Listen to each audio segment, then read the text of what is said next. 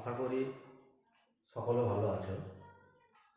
আজকে তোমাদের সেকেন্ড সামেটিভের অন্তর্গত নতুন একটা চ্যাপ্টার শুরু করছি। চ্যাপ্টারটা হচ্ছে পদার্থ গঠন ও ধর্ম। লিখছি পদার্থ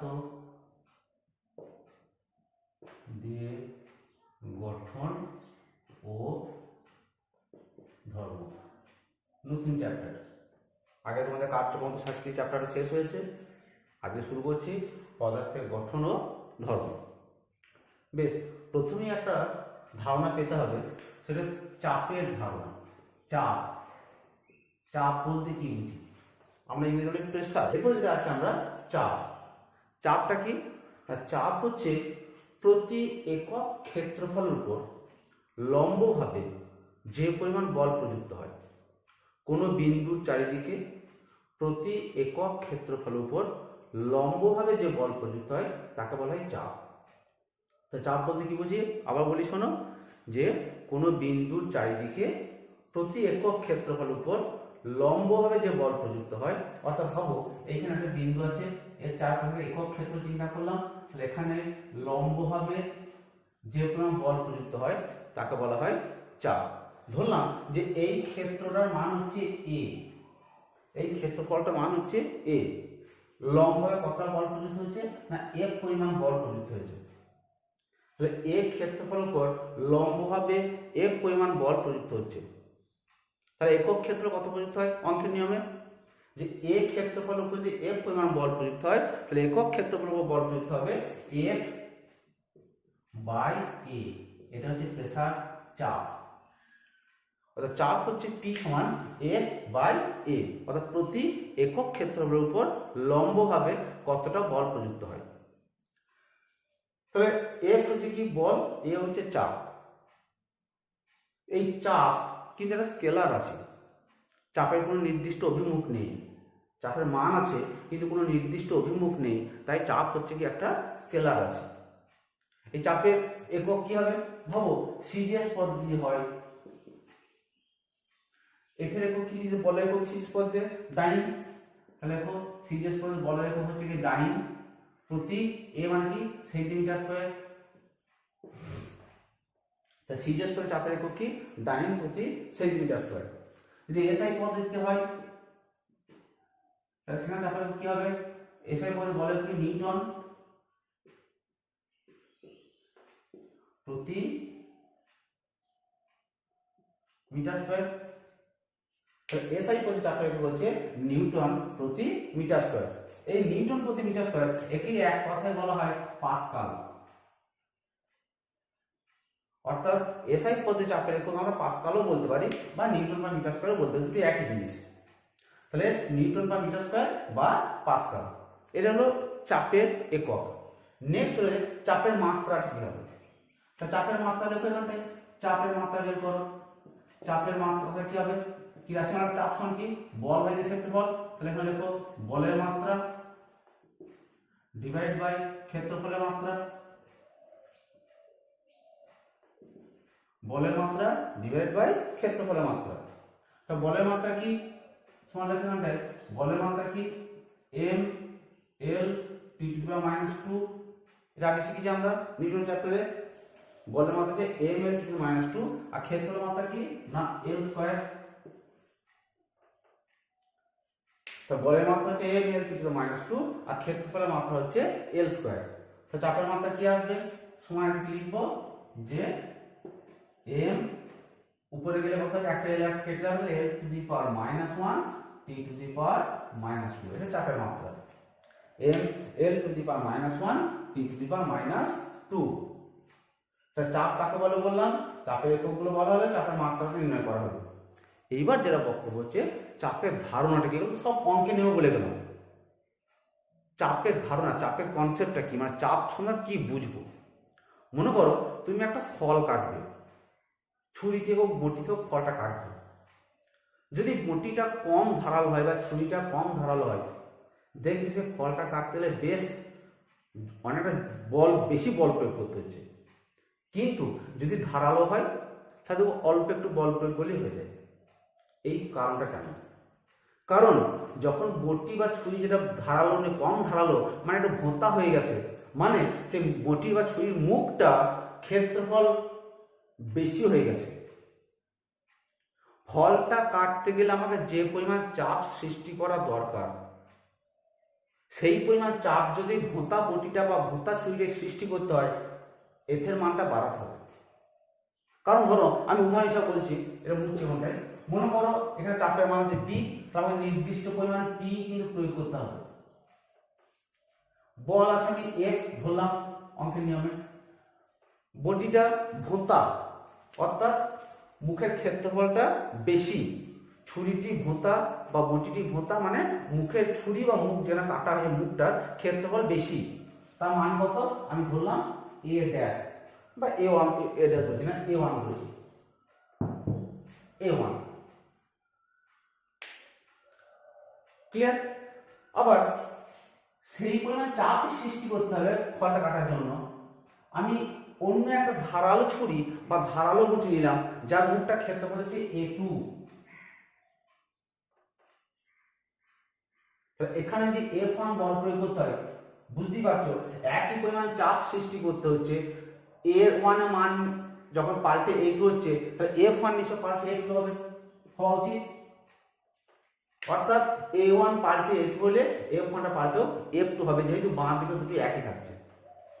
এইবার আমি যেটা বলছিলাম, মনে করো যে প্রথম বটি ভোঁতা বলেছেন, অর্থাৎ A1 এর মানটি A2 থেকে বেশি, এই বটিটি ভোঁতা মানে কম ধারালো, আমি লিখছি এখানটায় কম ধারালো, তাহলে কি A1 is greater than A2, কম ধারালো না ভোঁতা আর মুখটা ক্ষেত্রফল বেশি হয়ে গেছে, তাহলে A1 গ্রেটার দ্যান A2। তাহলে বাঁ দিক যদি দুটো সমান সমান, তাহলে আমি লিখতে পারি নিশ্চয়ই F1 বাই A1 সমান F2 বাই A2।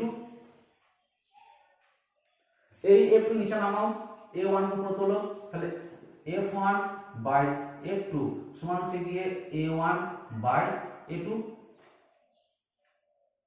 ঠিক আছে, মানে F2 নিচে নামালাম, A1 কে উপরে তুললাম, এই সমীকরণ পেলাম।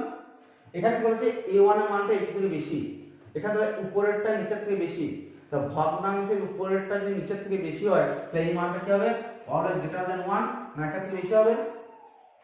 যে কোনো ভগ্নাংশের উপরে নিচে বেশি হবে না, উদাহরণ দিচ্ছি, উপরের ভগ্নাংশ 3, নিচেরটা হচ্ছে 2, দেখো 3 এর 2 মানে 1.5, দেড়, এর থেকে বেশি। উপরেরটা হচ্ছে 5, নিচেরটা হচ্ছে মনে করো 2, উপরটা কত 5, উপরটা বেশি, নিচের কত 2.5, এর থেকে বেশি। অর্থাৎ ভগ্নাংশের উপরেরটা যদি একটা নিচের থেকে বেশি হয় তাহলে ভগ্নাংশ মান সবসময় এর থেকে বেশি হবে। তাহলে এখানে কি বলতে পারি যে F1 is much greater than F2, অর্থাৎ F1 বলটির মান F2 থেকে বেশি হতেই হবে। কখন?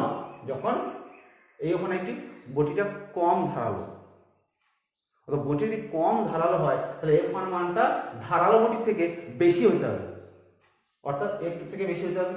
তার মানে কি বলতে চাইছি, যখন বটি বা ছুরিটি কম ধার হয়ে গেছে তখন সেইটি যদি কাটতে হয় আমাকে অনেক বেশি জোরে বল প্রয়োগ করতে হয়, কষ্ট হয় দেখবো ওখানটায়। আবার দেখবে যে রাস্তা দিয়ে হাঁটছো, একটা মোটা পাথর উপরে পাটা লাগে, তার পায়ে অথবা গোড়ালিতে তলাতে লাগে মনে করো, তাহলে অতটা কষ্ট হয় না। কিন্তু যদি ছোট কাঁকড় সুচালো ঠিক নাকগুলো কাঁকড় বা পায়ে লাগে, পাটা প্রচুর ব্যথা পায়, ওই কারণে কাঁটাগুলো বেশি ঢুকে যায় দেখবে। কাঁটা যদি ভেঙে থাকে তাহলে অতটা ঢুকে যাওয়ার মানে বিঁধে যাওয়ার ভয় থাকে না, কিন্তু কাঁটা যদি ভেঙে মানে সুচালো অবস্থা থাকে কাঁটাটা কিন্তু তখন বিঁধে যায়। এগুলো চাপের ধারণা, এইখান থেকে আমরা চাপের ধারণাটা পেতে পারি, জানি যত ক্ষেত্রফল বেশি হবে তত আমাকে বেশি পরিমাণ বল প্রয়োগ করতে হবে বা বেশি পরিমাণ বল প্রযুক্ত হবে। নেক্সট যেটা আসছি, আসল এবার ঢুকি ওখানটায়, যে আমাদের এই চ্যাপ্টারের প্রথম আছে প্রবাহী। প্রবাহী সেটা কি না, যারাই প্রবাহিত হয়, যে সকল পদার্থ প্রবাহিত হতে পারে, বয়ে যেতে পারে, তাদেরকে এক কথায় বলা হয় প্রবাহী। যেমন তরল এক জায়গায় আরেক জায়গায় বয়ে যেতে পারে, গ্যাসীয় পদার্থ এক জায়গায় আরেক জায়গায় বয়ে যেতে পারে। যেহেতু এরা এক জায়গাতে আরেক জায়গায় বয়ে যেতে পারছে তো এদের এক কথায় বলা হয় প্রবাহী। এবার ভাবো এই যে প্রবাহী, যদি ভাবো জল এক জায়গাতে আর একটা বয়ে যাচ্ছে, ফাঁকা তো বয়ে যাবে না, কোনো একটা আধারের সংস্পর্শ থেকে বয়ে যাবে। সে নদী হোক, ক্যানেল হোক, নালা হোক, পাইপ হোক, যে কোনো আধারের সংস্পর্শ থেকে জলটা কিন্তু প্রবাহিত হবে। তা যখন আধারের সংস্পর্শ থেকে প্রবাহিত হবে, তা সেই প্রবাহী বা সেই জল, আমি যে জল উদাহরণ দিচ্ছি, জলটি সেই আধারের তলে লম্বভাবে কিন্তু বল প্রয়োগ করে। সেই আধারের তলে লম্বভাবে যে বলটি প্রয়োগ করে তাকে আমরা বল, যে বল প্রয়োগ করে তাকে আমরা বলা হয় প্রবাহী ঘাত।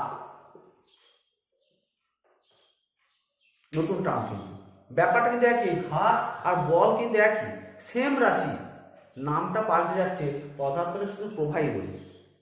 তাহলে ঘাত কাকে বলবো না, যে কোনো প্রবাহী তার সংস্পর্শে থাকা তলের উপর লম্বভাবে যে বল প্রয়োগ করে তাকে বলা হয় সেই প্রবাহী ঘাত। যে কোনো প্রবাহী তার সংস্পর্শে থাকা তলের উপর লম্বভাবে যে বল প্রয়োগ করে তাকে বলা হয় প্রবাহী ঘাত। এই প্রবাহী ঘাত থেকে এবার প্রবাহী চাপ আসবে, সে একই রকম। কিরকম বলবো না, আমি আগে শিখলাম বল থেকে চাপ এলো, এখানে প্রবাহী ঘাত, ঘাত আর বল তো সেম রাশি বললাম, তো এখানে চাপে কি বলবো, প্রবাহী চাপ কি বলবো, সে একই রকম হবে। চাপ সমান কি হবে, ঘাত ভাজিত ক্ষেত্রফল। তা কি বলবো, যে প্রবাহী তার সংস্পর্শে থাকা তলে উপর প্রতি একক ক্ষেত্রফলে যত রকমের বল প্রয়োগ করে তাকে বলে সেই প্রবাহী চাপ। তা প্রবাহী সংস্পর্শে থাকা তলের প্রতি একক ক্ষেত্রফলে, সংস্পর্শে থাকা তলের প্রতি একক ক্ষেত্রফলে যে পরিমাণ ঘাত প্রয়োগ করে তাকে বলে সেই প্রবাহী চাপ। এবার এই প্রবাহী চাপ যখন আমরা বের করি, প্রবাহীর মধ্যস্থ কোনো একটা বিন্দু আমরা নিয়ে নিই, সেই বিন্দুর চারপাশে একটা একক ক্ষেত্রফলের কথা চিন্তা করি, সেখানে প্রবাহী লম্বভাবে কতটা বল প্রয়োগ করে মেপে নেওয়া হয়, দিয়ে ঘাত ভাজিত ক্ষেত্রফল বের করে আমরা প্রবাহী চাপটাকে বের করতে পারি। তা যে কোনো প্রবাহী সে কতটা চাপ প্রয়োগ করে সেটা আমরা নির্ণয় করে দেখি। যে ধরলাম যে একটা পাত্র আছে, তরল পদার্থ নিলাম আমি, যেখানে একটা পাত্র আছে, পাত্রটা ধরো এই পর্যন্ত জল দ্বারা পূর্ণ, এই জল উপরিতল, এখান থেকে মোটামুটি এই গভীরতায় একটা পয়েন্ট আমরা চিন্তা করছি, অর্থাৎ এখানে গভীরতা কত, এইচ, এইচ গভীরতায় একটা পয়েন্ট, একটা বিন্দু চিন্তা করলাম। তাহলে এইচ গভীরতায় এই বিন্দুতে চাপের মান কত বের করতে হবে। এই বিন্দুর চারপাশে আমরা একটা ক্ষেত্রফল নিচ্ছি, যে ক্ষেত্রফলটা মান হচ্ছে কি এ।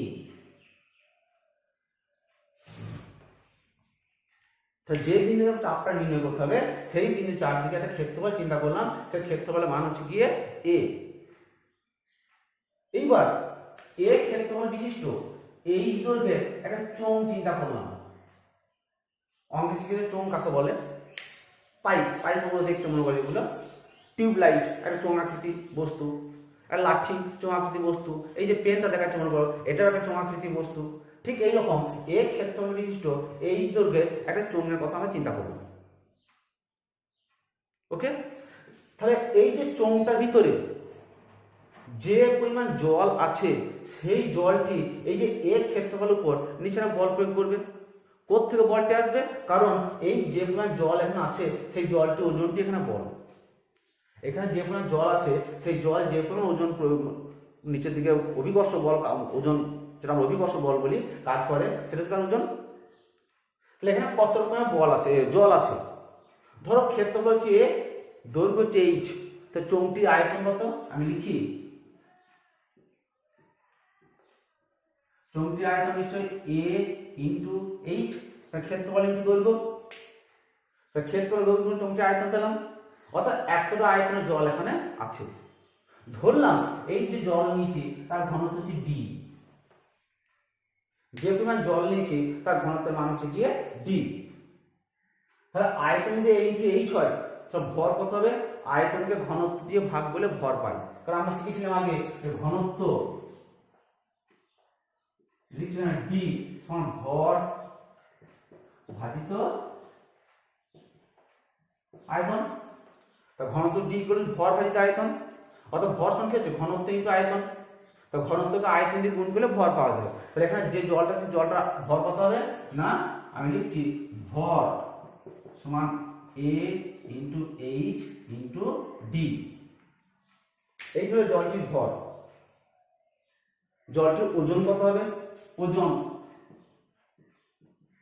ওজন আমরা জানি ভর গণিত অভিকর্ষ ত্বরণ জি, আমরা আগে শিখেছি। ওজন হচ্ছে কি ভর গণিত অভিকর্ষ ত্বরণ। ভর কত পেয়েছি, লিখছি মানে এ এইচ ডি জি, এটা হলো ওজন।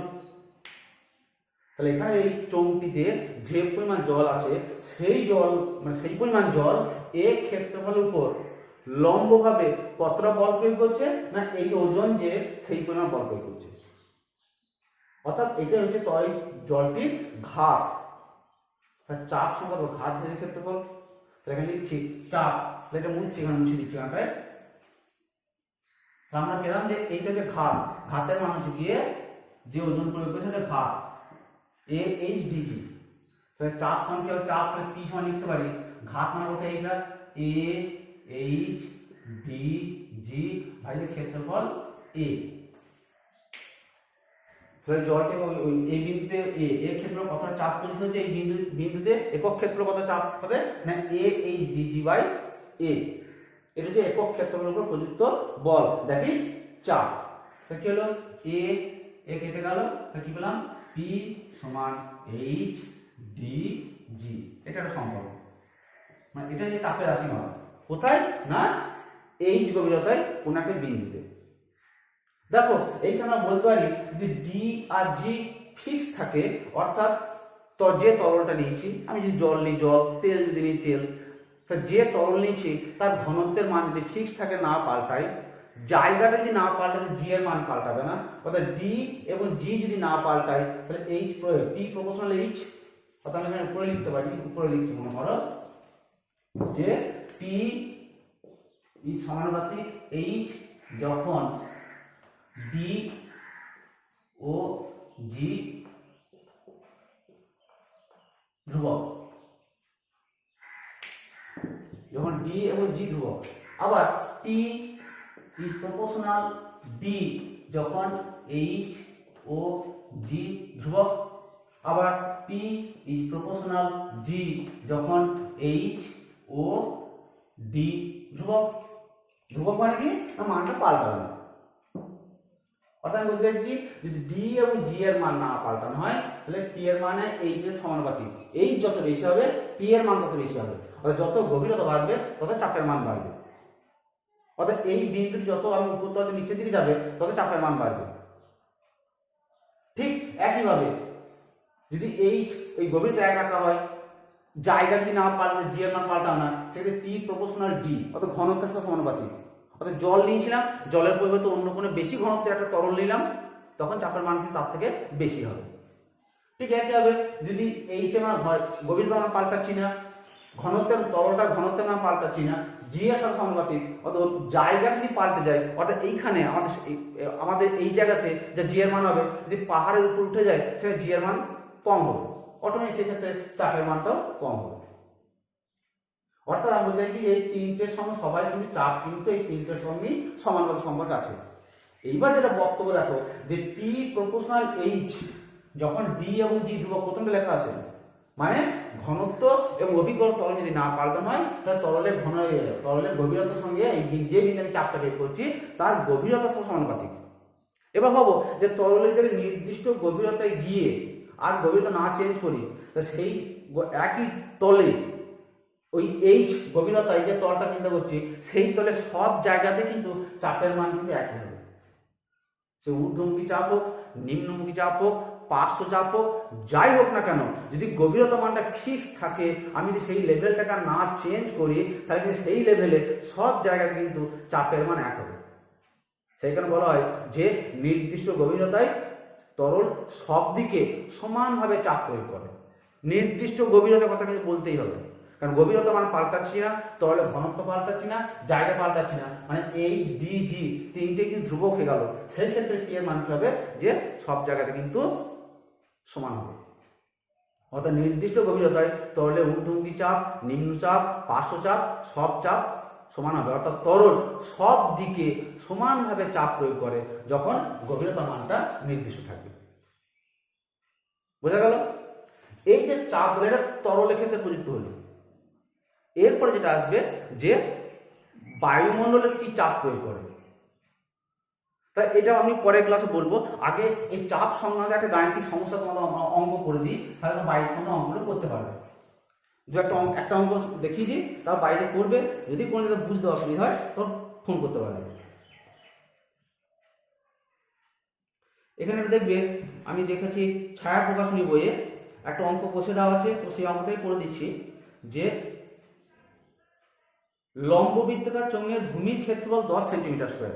একটা লম্ববৃত্তাকার চোঙ, এটা মুছে দিলাম, তাই লম্ববৃত্তাকার চোঙ তার ভূমির ক্ষেত্র হচ্ছে 10 সেন্টিমিটার স্কোয়ার। অর্থাৎ এ তার মান হচ্ছে 10 সেন্টিমিটার স্কোয়ার। চোঙে 20 সেন্টিমিটার উচ্চতা পর্যন্ত জল আছে।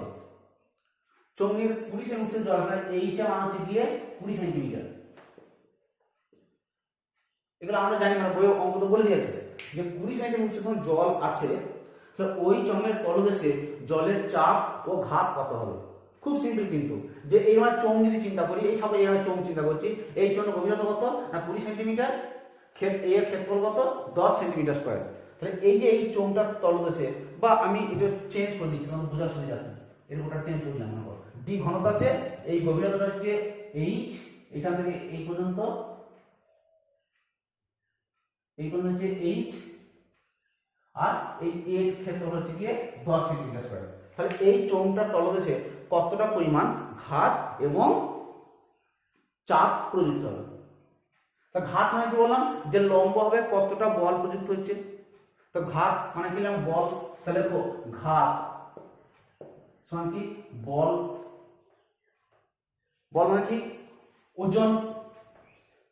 এত পরীক্ষা দেখা দরকার নেই, প্রথমবার শেখা চলে সবটা ভেঙে ভেঙে বলছি। তো বল মানে ওজন, ওজন মানে কি m ইন্টু জি, ভর গুণিত অভিকর্ষ ত্বরণ।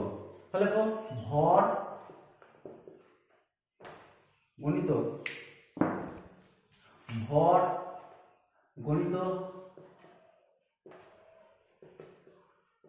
অভিকর্ষজ ত্বরণ। ভরের মানটা বের করতে হবে, আগে যেভাবে ভরের মানটা বের করলাম এখন সেইভাবে ভরের মানটা বের করো। ভর কি আয়তন ইন্টু ঘনত্ব, এই ভর তো আয়তন ইন্টু ঘনত্ব। তো আয়তন কত a ইন্টু h, আগে একটু আগে করলাম, ইন্টু ঘনত্ব d ইন্টু g। তাহলে a h d এর ভর আর ঘনত্ব অভিকর্ষণ কত g। তাহলে এটা হলো ঘাত, এবং মানগুলো বসাবো। a এর মান কত 10, h এর মান কত 20, d জলের ঘনত্ব। আমরা জানি যে জলের ঘনত্ব সিজিএস পদ্ধতি, যদি সেন্টিমিটার স্কয়ার সেন্টিমিটার আছে, তাহলে জলের ঘনত্ব যদি সিজিএস পদ্ধতিতে জলের ঘনত্ব d সমান 1 গ্রাম প্রতি সেন্টিমিটার কিউব। সিজিএস পদ্ধতি জলের ঘনত্ব মানে হচ্ছে 1 গ্রাম প্রতি সেন্টিমিটার কিউব। তাহলে জি এর মান কত 1 গুণিত জি এর মান কত 980। ঘাত মানে কি বলেছিলাম বল, তাহলে এইটা বলের সিজিএস বলের কি হবে ডাইন, তাহলে এত ডাইন বল হবে।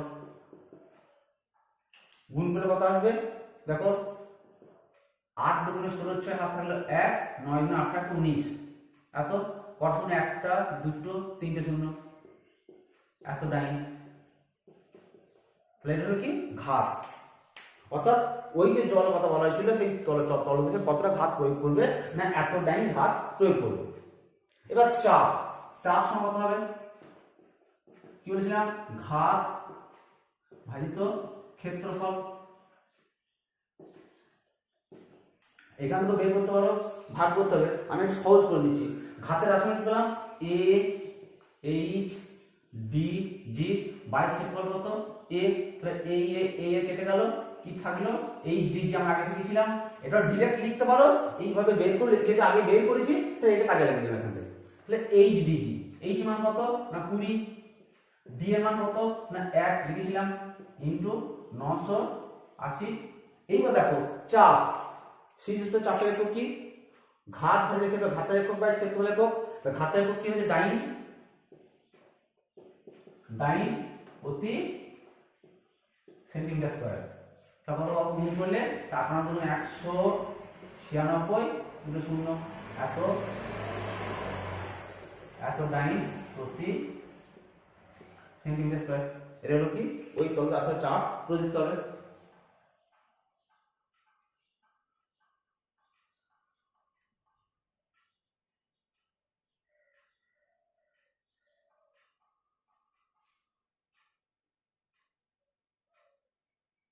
ঠিক আছে, যে এই যে মান হচ্ছে 20, বইয়ের উত্তর ভুল দিচ্ছে নাকি,